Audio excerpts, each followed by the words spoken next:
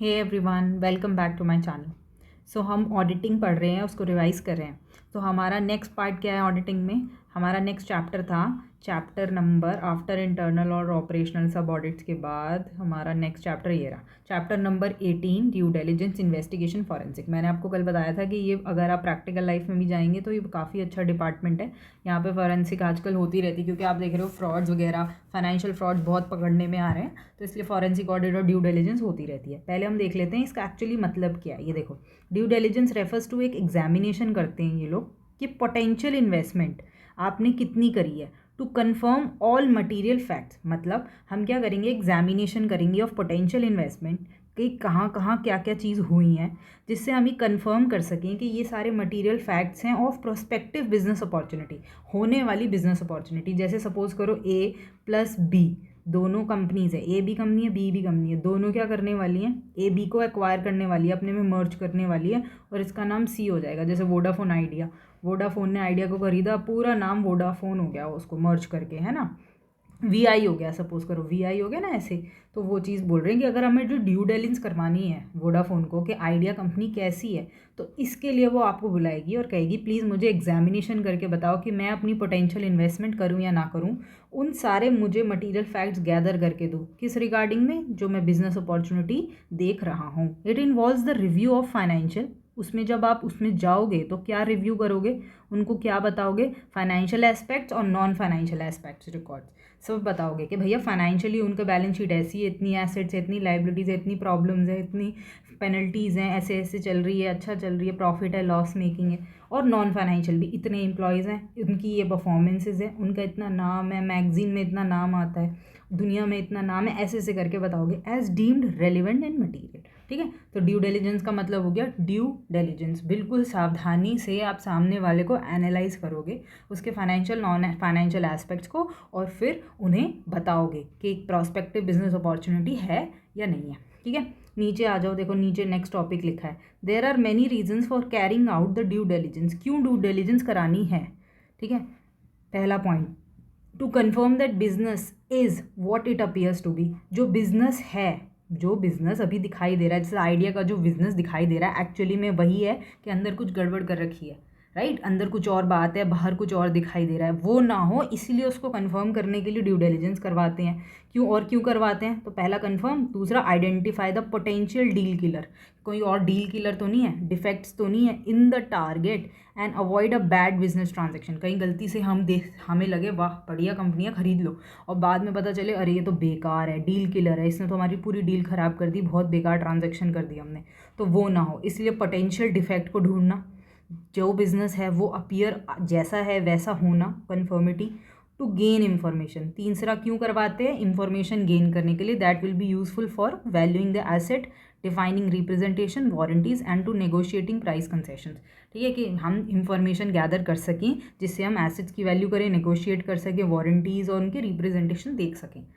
तो अभी तक हमने 4 पॉइंट्स देखे कि ड्यू डिलिजेंस क्यों कराई, कंफर्म करवाने के लिए, आइडेंटिफाई करने के लिए, इन्फॉर्मेशन गेन करने के लिए, सॉरी 3 पॉइंट्स। अब चौथा पॉइंट देख रहे हैं, टू वेरीफाई। वेरीफाई मतलब क्रॉस चेक करने के लिए, क्या, that the transaction complies with investments और एक्विजिशन क्राइटेरिया। जो हमारा एक्विजिशन का इन्वेस्टमेंट क्राइटेरिया है, ये ट्रांजैक्शन उसमें फॉल करती हो। जैसे वोडाफोन बोलेगी मेरे पास तो 500 करोड़ का ही वैल्यू है, मैं इतने में इस कंपनी को खरीद सकती हूँ, तो मुझे बताओ क्या ये 500 करोड़ में फिट इन हो रही है, क्या इस पर इतना इन्वेस्ट किया जाए, इसे एक्वायर करा जाए, उस क्राइटेरिया में फॉल कर रहा है ना। तो ये सारी चीज़ें हैं। तो ये मेन कीवर्ड्स हैं, कंफर्म करना, आइडेंटिफाई करना, इन्फॉर्मेशन गेन करना और वेरीफाई करना। इसके लिए हम ड्यू डिलिजेंस करवाते हैं। ठीक है, नेक्स्ट पॉइंट देखते हैं, नीचे चलते हैं। ठीक है, ये आ गई आपकी क्लासिफिकेशन ऑफ ड्यू डिलिजेंस। ठीक है, मैंने थोड़ा छोटा कर दिया, इन्होंने थोड़ा एक्सपैंडेड किया हुआ है, या फिर मैं बड़ा कर देती हूँ इसको। ठीक है, यहाँ से करते हैं। तो क्या है, देखो नेक्स्ट पॉइंट क्या है, क्लासिफिकेशन ऑफ ड्यू डिलिजेंस। कि ड्यू डिलिजेंस को किस किस पार्ट में क्लासीफाई करा है। पहला पार्ट, उसकी कमर्शियल पार्ट देखेंगे, ऑपरेशनल ड्यू डिलिजेंस करेंगे, मतलब वो कमर्शियली कितना अच्छा है, लोगों में उसका कितना नाम है, कहाँ तक पहुँचा है, performed by concerned acquire enterprise, जो उसे एक्वायर करेगी, involving an evaluation from commercial, strategic and operational perspective. क्या काम करती है, क्या स्ट्रैटेजीज़ हैं, और लोगों में कितनी पहुँच है उसकी, मार्केट में कितनी रीच है उसकी, कमर्शियल कमर्शियल एस्पेक्ट देखेगी वो उसका, ठीक है। दूसरा पॉइंट, क्यों next category financial due diligence कराएगी, पैसों में चेक करेगी कितना प्रॉफिट है, कितना लॉस है, कितनी पेनल्टी देनी है, कितनी लाइबिलिटीज़ बढ़ी हैं, कितनी एसेट्स हैं, ऐसे। पहला point, perform after completion of commercial due diligence, जब कमर्शियल हो जाएगी तब आप ये करोगे। और इसमें क्या एनालाइज करोगे, द बुक्स ऑफ अकाउंट्स, बोला था ना मैंने, and other information pertaining to financial matters of the entity के जो भी फाइनेंशियल मैटर्स होंगे, ठीक है। Third point, tax due diligence, पहले आपने कमर्शियल लेवल चेक कर लिया, अरे यार हाँ आइडिया कंपनी का ना वो तो बहुत मार्केट में फैला हुआ है। दूसरा फाइनेंशियल, कितनी बैलेंस शीट है इसकी, कितने प्रॉफिट लॉस हैं, ऐसे देख लिया। अब थर्ड नंबर पे आ जाओ, उसका टैक्स देखो, उसके सारे टैक्सेशन एस्पेक्ट्स देखो, pertains to all taxation and related matters, के क्या टैक्सेशन है, कि इस पर वैट लगता है कि नहीं, सर्विस टैक्स लगता है कि नहीं, जीएसटी लग रहा है कि नहीं, ऐसे ऐसे सारी चीज़ें, ठीक है। फोर्थ नंबर, उसके बाद आ जाओ लीगल एस्पेक्ट, कि कहीं लीगल प्रॉब्लम्स में तो नहीं फंसी हुई, ये सब चीज़ें देखना। तो required where legal aspect of functioning of entity are reviewed, कि वो लीगली सही काम कर रही है कि नहीं, अगर नहीं कर रही और मैंने उसे एक्वायर कर लिया तो उसके आने वाली पेनल्टीज मुझ पे आएंगी फ्यूचर में, है ना। तो वो चीज़ से बचने के लिए उसके लीगल एस्पेक्ट्स को भी ध्यान में रखा जाता है, रिव्यू करा जाता है, ठीक है। नीचे चले, नीचे देख लो, ये इसके 2 पॉइंट्स रह गए, ठीक है। नीचे क्या क्या है, next point, environmental due diligence, environmental, अब वो एनवायरमेंट को तो कोई प्रॉब्लम नहीं पहुंचा रही।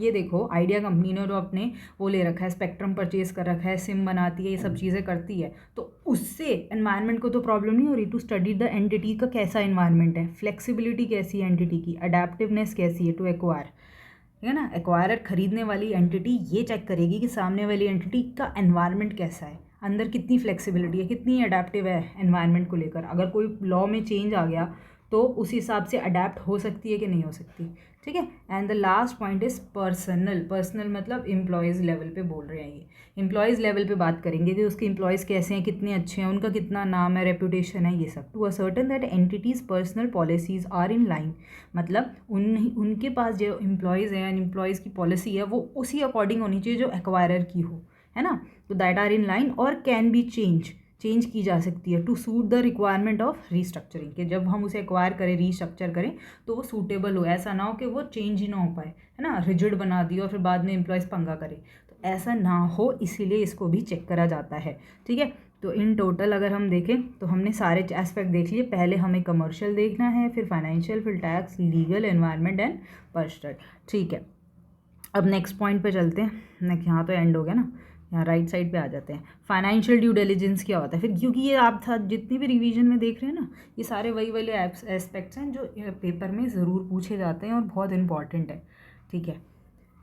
आ जाते हैं फाइनेंशियल एस्पेक्ट क्या होता है। अभी हमने फाइनेंशियल एस्पेक्ट देखा ना ड्यू डिलिजेंस में, फाइनेंशियल मतलब बैलेंस शीट देखना, उसके अदर फाइनेंशियल फैक्टर्स देखना जहाँ पैसे इन्वॉल्व होते हैं। फाइनेंस में हमेशा आप पैसे समझो, पैसे इन्वॉल्व जहाँ जहाँ होते हैं। In order to achieve it objective the due diligence process can include any or all of the following objective, एक या कोई से सारे ऑब्जेक्टिव हो सकते हैं जब आप ड्यू डिलिजेंस करोगे for individual area of verification, जब आप इंडिविजुअल एक एक एरिया को चेक करोगे।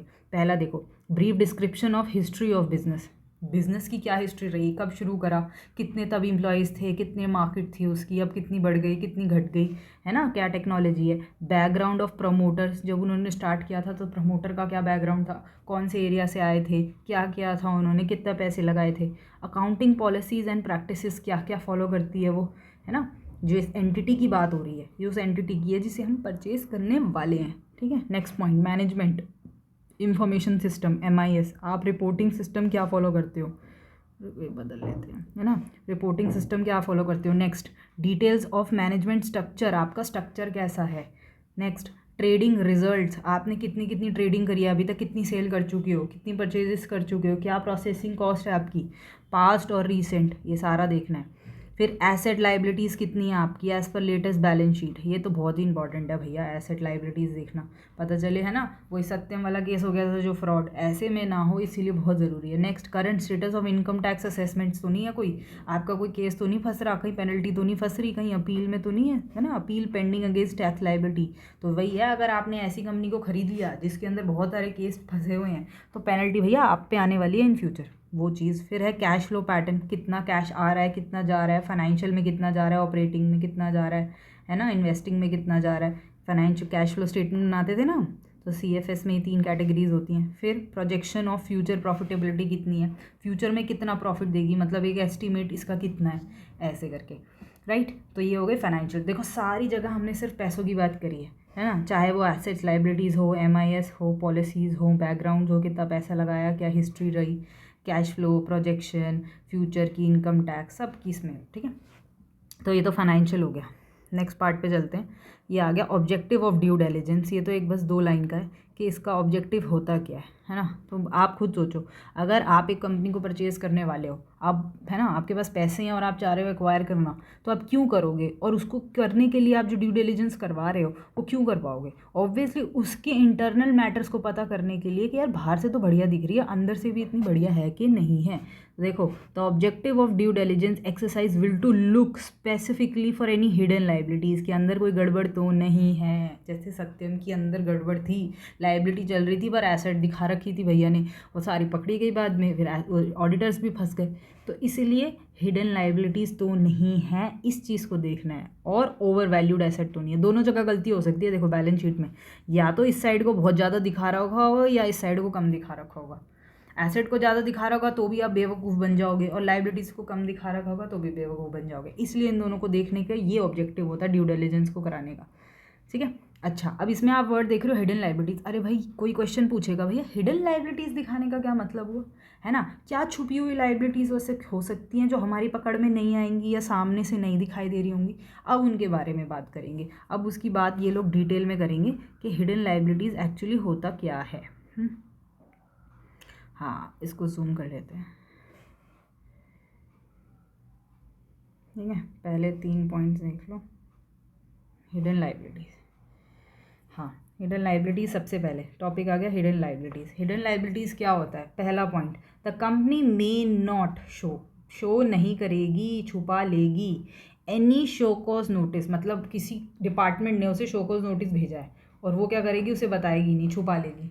कि अगर मार्केट में बात आ गई कि मुझे नोटिस आया तो मेरे तो तौबा तौबा हो जाएगी, मतलब बेइज्जती हो जाएगी और उससे मेरे शेयर वैल्यू गिर जाएंगे, लोगों का मुझ पे से भरोसा उठ जाएगा। तो ऐसी चीज़ें, तो the company may not show any show cause notice which have not matured into demand, अभी तक वो जो शोकॉज नोटिस है वो ऑर्डर में नहीं बदला, डिमांड में नहीं बदला, इसलिए इसने नोटिस ही छुपा लिया, ठीक है, एज कंटिंजेंट लाइबिलिटी। इसलिए उसने उस नोटिस को नोटिस ना दिखा के एक कंटिंजेंट लाइबिलिटी दिखा दिया। क्योंकि सोच के देखो, अभी आपको नोटिस आया है कि आपको 10 लाख रुपए देने हैं, पर ये प्रूव नहीं हुआ कि एक्चुअली देने हैं कि नहीं देने, तो वो डिमांड में ना आने की वजह से आपने यूज़र को ये तो बताया नहीं मुझे नोटिस आया, पर ये दिखा दिया हाँ मेरे को 10 लाख रुपए देने की कंटिंजेंट लाइबिलिटी खड़ी है, ऐसा कुछ दिखा दिया। तो दीज में बी मटीरियल एंड इम्पॉर्टेंट, है ना, तो ये छुपी हुई लाइबिलिटी हो गई। दूसरा, तो company may have given letter of comfort, किसी को लेटर ऑफ कंफर्ट दिया होगा। अब ये क्या होता है, टू, किसको लेटर ऑफ कंफर्ट दिया होगा, एक ऐसा लेटर जो किसी को तसल्ली दे। कौन सा लेटर और किसको letter, to banks and financial institution. अरे वाह, कंपनी क्या लेटर ऑफ कंफर्ट देती है इनको। Since these are not guarantees, ध्यान से देखिए, ये गारंटीज नहीं होती कि मैंने किसी के पैसे लिए और कहा थर्ड पर्सन को कि प्लीज़ आप उस पर्सन को गारंटी दे दो कि अगर मैं पैसे ना दे सकूँ तो आप दे देना, तो ये गारंटीज नहीं होती। These are not to be disclosed in the balance sheet of the target company, तो टारगेट कंपनी उसको बैलेंस शीट में नहीं दिखाती क्योंकि ये गारंटीज होती नहीं है। तो इसीलिए लेटर ऑफ कंफर्ट होता है कि देखो ये क्या होता है, इसमें बोल दिया जाता है कि देखो हम आपसे पैसे ले रहे हैं, अगर नहीं हुआ ना तो वो दे देगा, पर ये गारंटी भी नहीं है। तो इसीलिए गारंटी ना होने की वजह से बैलेंस शीट में नहीं है, पर ये एक लेटर ऑफ कंफर्ट है जिसमें आपने उधार तो ले रखा है, उधार जिसमें बोल देंगे कि हाँ भाई उधार चल रहा है इसका बैंक के साथ, पर दिखा नहीं रखा क्योंकि ये गारंटी नहीं है, लेटर ऑफ कंफर्ट दे दिया है उसको।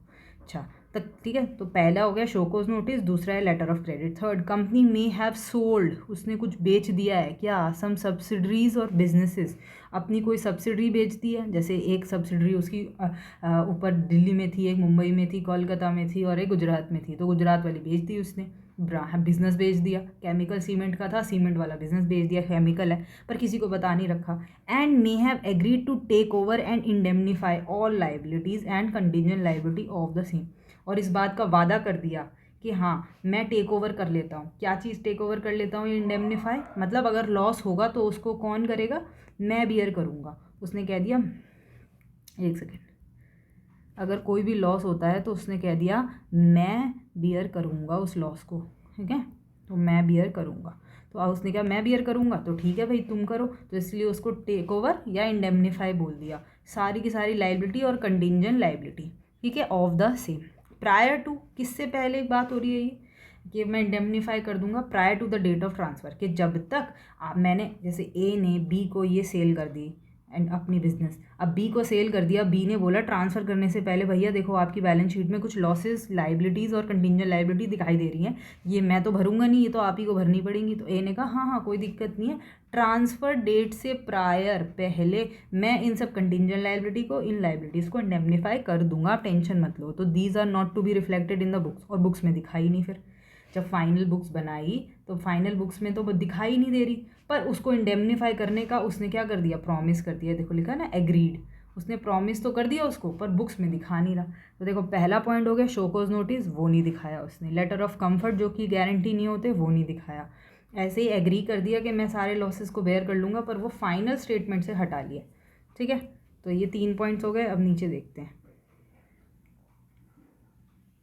ये 3 पॉइंट्स यहाँ हो गए ना। नेक्स्ट लास्ट के पॉइंट्स हैं ये। देखो next, product and other liability claims, कि प्रोडक्ट क्लेम आ गया होगा, भैया आपका प्रोडक्ट ख़राब है, कोई कस्टमर ने बोल दिया होगा, या कोई लाइबिलिटी क्लेम आ गया होगा, किसी को कोई नुकसान हो गया होगा। वारंटी लाइबिलिटी आ गई होगी, वारंटी एक्सटेंड करने के लिए, या प्रोडक्ट रिटर्न आ गया होगा कि डिस्काउंट मिल दे दिया होगा आपने, या आपका प्रोडक्ट वापस आ गया होगा। कोई लिक्विडेटेड डैमेजेस हो गए, जैसे किसी को वो हो गई, चोट लग गई आपके प्रोडक्ट से, तो उसने लिक्विडेटेड डैमेजेस मांग लिए आपसे फॉर द लेट डिलीवरीज, ये सब एंड ऑल लिक्विडेशन। तो ये आप बैलेंस शीट में दिखाते थोड़ी हो, ये बैलेंस शीट में आप ये सारी चीज़ें नहीं दिखाते, और ये आपको पे ऑफ करनी होती हैं। जिसने भी कस्टमर ने, सपोज करो हम एग्जांपल लेते हैं कि कस्टमर ने आपसे मांगी है ये सारी चीज़ें, और आपको इस कस्टमर को पे करना है, पर जस्ट बिकॉज ये एक कंटिंजेंट एरिया में चली जाती हैं, तो इसीलिए ये आप बैलेंस शीट में दिखाते नहीं हो। बैलेंस शीट में ना दिखाने की वजह से क्या होता है, ये रिफ्लेक्ट नहीं करती लाइबिलिटी साइड, और लाइबिलिटी साइड कम होती है।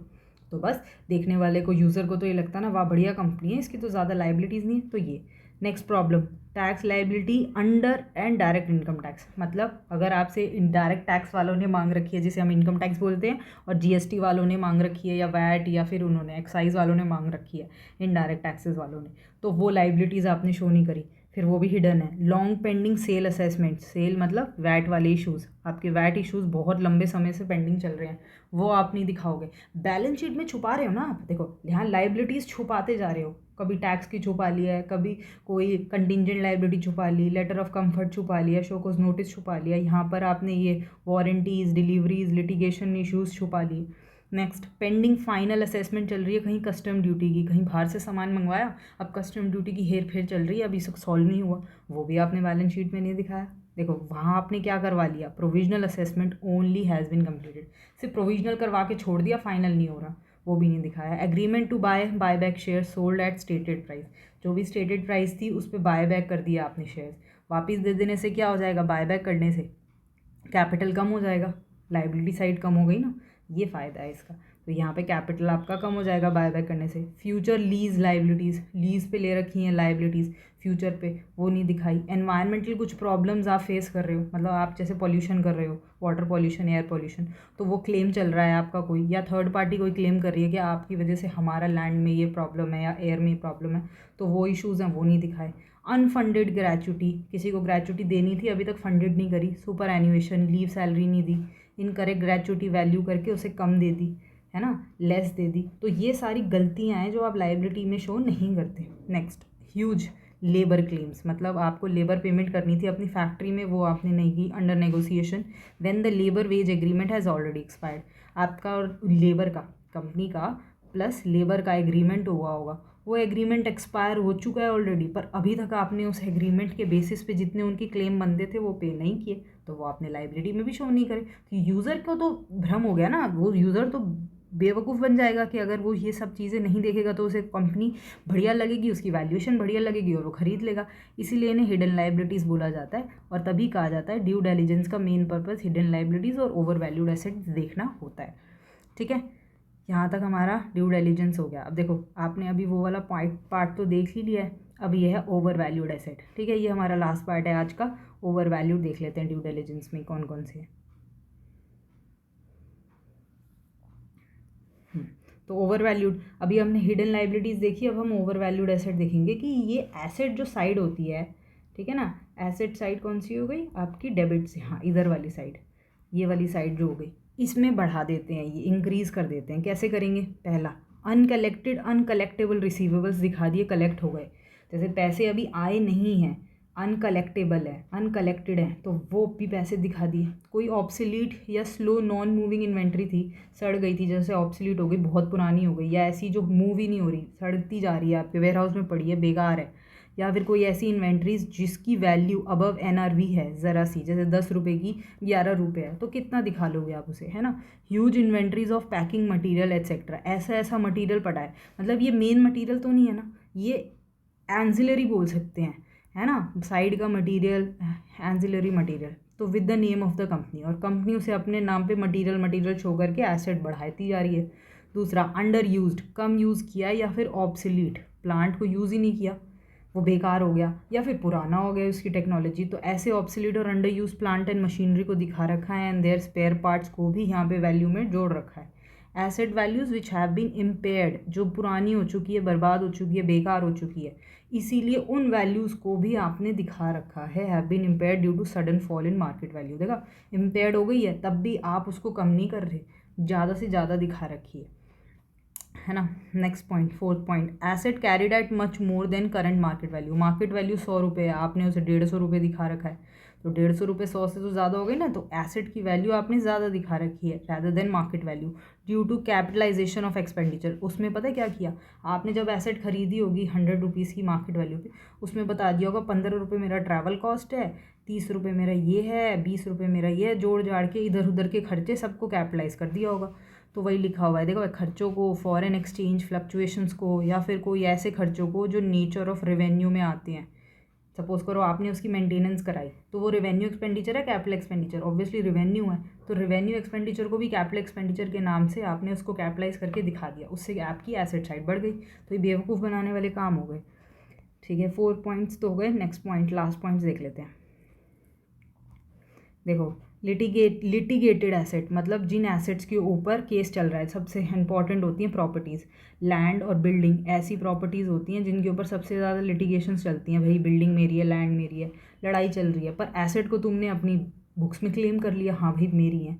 ऐसी investments carried at cost through realisable value is much lower. देखो आपकी कुछ ऐसी इन्वेस्टमेंट है, सपोज करो आपने एक फ्लैट में इन्वेस्ट कर रखा है ना, 1 लाख, मतलब अब ले लेते हैं 10 लाख रुपए का फ्लैट है, उसकी रियलाइजेबल वैल्यू आज के टाइम पे 4 लाख रुपीज़ है, मार्केट गिर चुकी है, रियलाइजेबल वैल्यू 4 लाख है, आपकी कॉस्ट 10 लाख है, आप अभी भी कॉस्ट पे दिखा रहे हो, जबकि ऐसा नहीं कर सकते।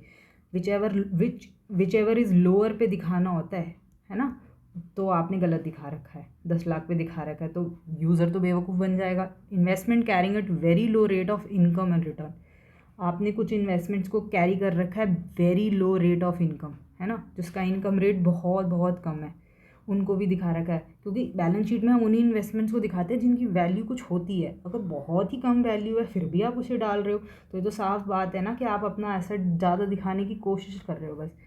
इंफ्रास्ट्रक्चर्स प्रोजेक्ट एक्सपेंडिचर, आपने कोई इंफ्रास्ट्रक्चर प्रोजेक्ट पे खर्चा किया है, या फिर कोई ऐसा खर्चा जैसे एडवर्टीजमेंट करी है अपनी, वो एडवर्टीजमेंट आपने 10 साल के लिए कर दी है, तो 10 साल का खर्चा इस बार ही क्लेम कर लिया, और कहाँ डाल दिया उसको, एसेट साइड में डाल दिया, क्योंकि डेफर्ड एक्सपेंडिचर कहाँ जाते हैं, यहाँ जाते हैं, है ना, एसेट साइड में जाते हैं, लॉसेज एसेट साइड में जाते हैं।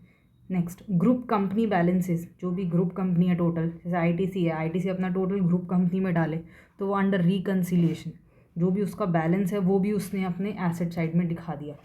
Last, intangible has no values, आपको पता ही है गुडविल की, अगर आपकी सेल्फ मेड गुडविल है तो उसकी कोई वैल्यू नहीं होती, वो ज़ीरो होती है, वो फिर भी दिखा दिया आपने, है ना, कुछ है नहीं। अगर आपने कोई कंपनी परचेज़ की होती, उसकी गुडविल परचेज़ की होती, तो वो बुक्स में दिखाई देती, पर अगर ये गुडविल सेल्फ मेड है तो ये दिखाई नहीं देनी चाहिए, पर फिर भी दिखा रहे हो, तो ये बेवकूफ़ बनाने वाली बात है। ठीक है, तो ये बहुत इजी पॉइंट से आराम से याद हो जाएंगे, जो मैंने मार्क करवाई दी थी, फटाफट अंडरलाइन करके इन्हीं को रेफ़र करना है आपको। ठीक है, तो ये ड्यू डिलिजेंस हो गया। अब हम नेक्स्ट क्लास में वर्क अप्रोच क्या होनी चाहिए ड्यू डिलिजेंस में, ये करेंगे। ठीक है, एनसी मतलब नेक्स्ट क्लास में करेंगे। Thank you so much guys.